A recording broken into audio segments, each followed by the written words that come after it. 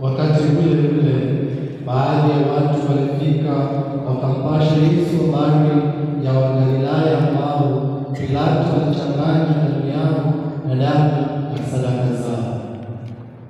Akawajibu akisema, "Je, mwadhani ya kuwa Wagalilaya hao walikuwa wakosefu wabaya zaidi kuliko Wagalilaya wote hata wakapatwa na mateso hayo? Nawaambieni sivyo.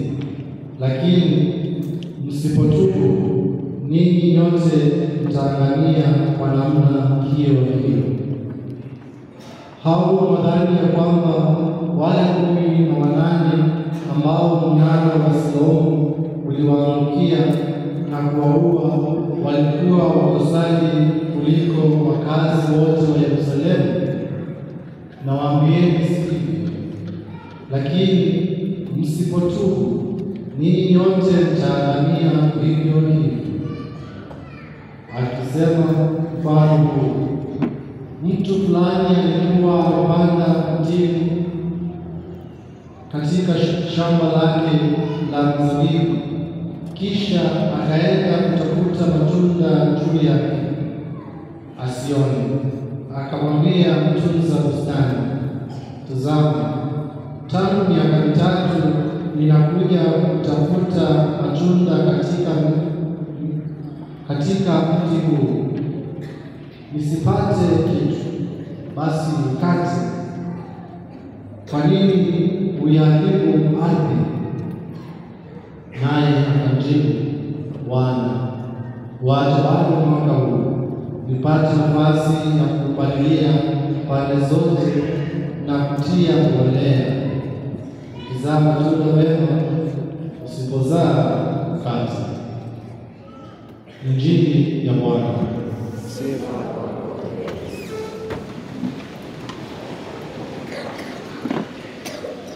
Tumsifu Yesu Kristo. Mtaniruhusu nizungumze kwa lugha ya Kimombo sababu Kiswahili kitakijana kidogo. Kuna wimbo tulikuwa tunaimba tukiwa Sunday, tulikuwa tunashukuru. Kuna wazee pale kwa kwaya, ndio tunaimba. Hakuna Mungu kama Yesu.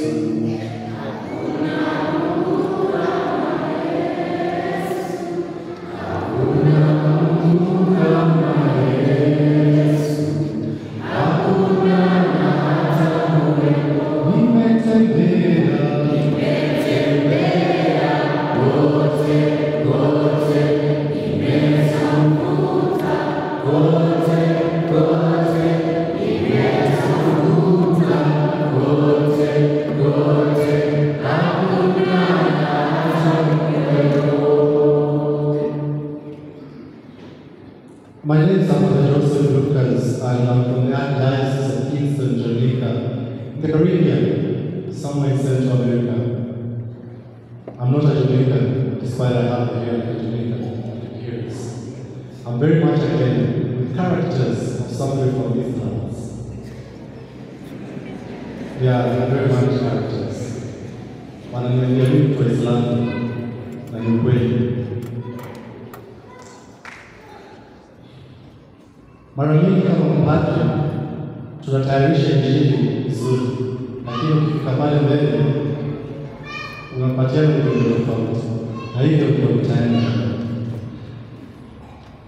Nilitoka Kenya 2008 na kwa miaka mitatu nikawa Kampala, kisha miaka mingine 5 nikatumwa Jamaica. I've been in Jamaica for the last 15 years, and that's why I'm so Jamaican, my characters in a way. I was ordained a priest 2 years ago, so I'm only 2 years old, and the youngest priest in the visitation, because others are older than me, and few are behind me coming along. A lot of people are asking me, Father, would you mind coming to Kenya and minister to people? And my answer is no. I don't belong to the diocese. I belong to Archdiocese of Kingston. But within my heart and deep within me, I know I belong here. Katika injili ya leo tumesikia kwamba kuna mkulima alikuwa na mti ambao alikuwa mpana, na kwa miaka mitatu hakupata nini? Hakupata matunda, na alikuwa tayari kukata ule mti, lakini mtunza bustani akamwambia, upatie mwaka gani? Upatie mwaka mmoja, kisha tuangalie kama kutakuwa na matunda. After the ordination, I was assigned to a school in the inner city of Kingston. It's not one of the best places I would want to minister, but that's where God wanted me to be. The children, the Gen Zs, we call them the Gen Zs, they are not Gen Zs in Jamaica because they're very stubborn. Most of my schoolmates and those school students, most of them they belong to gangs. And the worst of all, they don't know God. They know there is God, but they have no relationship with God. These children don't go to church. So, after my assignment, I went and I introduced something called community service.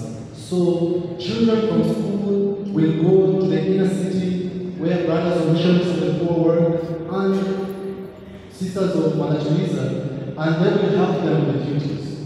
Also, I allow them to go to the streets and feed the street people.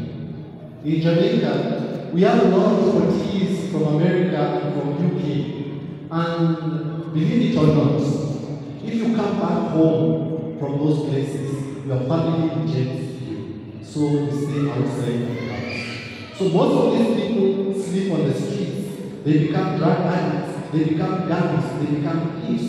Others, they are old, they are just living down. So I allow my students to go and minister to them. I have a student that I was trying to engage to go and do community service. This student is very big, huge, like giants, and very masculine. And he came to me and spoke to me in their own language that I understand very clearly. He told me, Father, we don't have no community service, no. We can't bother. We don't have no poor people, and we are poor. Meaning, he is not ready for community service. He is not poor, and he don't have poor people in his family. So he is not going to serve the poor. Kwa Kiswahili, kijana aliniambia kwamba yeye hataenda kuhudumia maskini. Yeye si maskini, kwao wana maskini, na hataenda kuhudumia maskini. Kwa hivyo niachane naye. I tried my best to pursue this young man, but he refused. On a Saturday, I got a call that there are some boys who are working in a certain home. I drove over and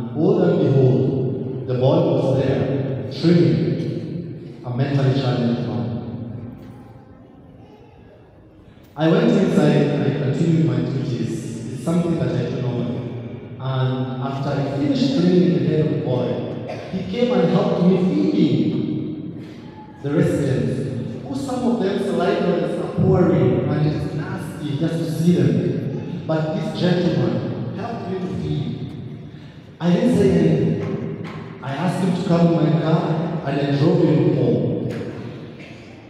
The following Monday, he came to school and the principal asked him, "Gentlemen, did you go for community service?"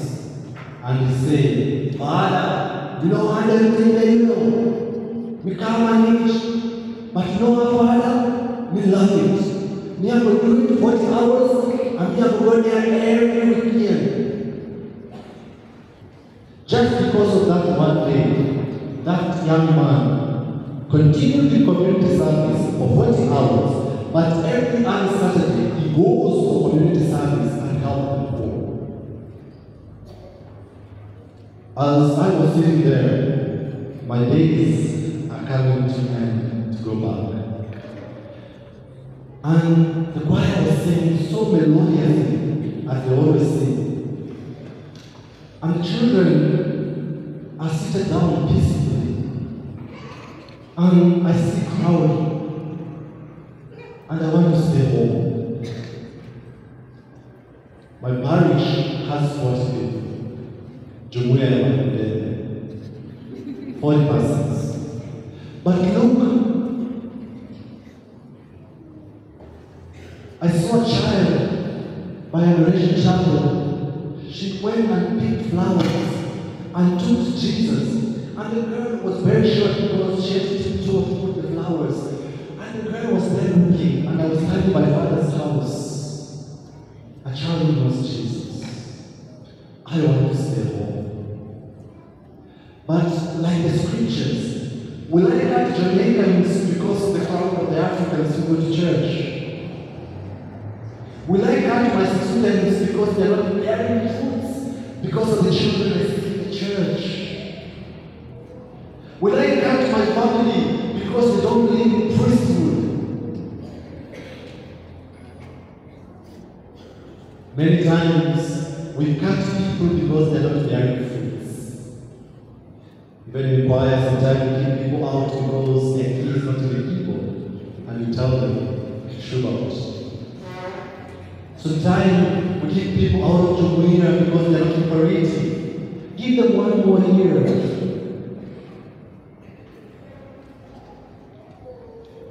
Sometimes we cut off our own children because wameweka dreadlock, someone wamekula masikio. We cut our own because they are not bearing fruits. Whereas the scriptures from the first reading, the second reading of the gospel, God did not cut us off. He gave us another chance to be His people. Why can't we give another chance to somebody else? Because we are all created in God's image. Nyakati nyingi tunakata watu kwa sababu hawaleti matunda ambayo tunahitaji. Tunakata watoto wetu kwa sababu hawajalete matunda ya masomo ambayo tunahitaji. Saa zingine tunakata familia zetu kwa sababu hawajaleta matunda ambayo tunatarajia. Tunawaeka kando. Injili ya leo imetufunza wapeni mwaka mwingine mmoja. And that don't mean 12 months. That can mean many, many years for people to convert. For 15 years I've been in Jamaica, very few people have come to church. For 15 years in Jamaica, I've attended only 3 weddings of my own youthmates, whom I love so much. 15 years. As a priest, I've baptized less than 5 persons in 2 years since I became a priest. And I'm wondering, where am I going? Will I get those people to come back to serve me?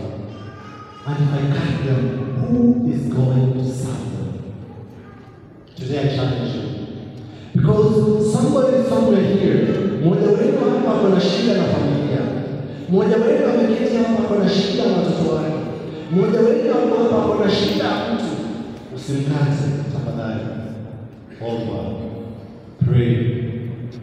This season of Lent reminds us to be fruitful. It's a season that stands on 3 legs. And these legs will allow us to be fruitful. Number 1, be prayerful. It is not about more prayer during Lent, but rather, let's pray like Jesus. Let's be patient in our prayers. Tusikuwe watu wa instant coffee. Nataka tu kuweka kahawa na ukoroge na niwe tayari. Maombi yangu, Mungu sikia. Take your time. It's not about praying more, but it's praying like Jesus. Tuombe kama Kristo, tukiwa wanyenyekevu na kila wakati. If it wasn't prayer 15 years in Jamaica, I would have left a long time ago. Number 2, if we want to be fruitful, let's learn to be sacrificing. Kujinyima. Nimejinyima wazazi wangu. Mamangu alikuwa mgonjwa miezi 7 iliyopita.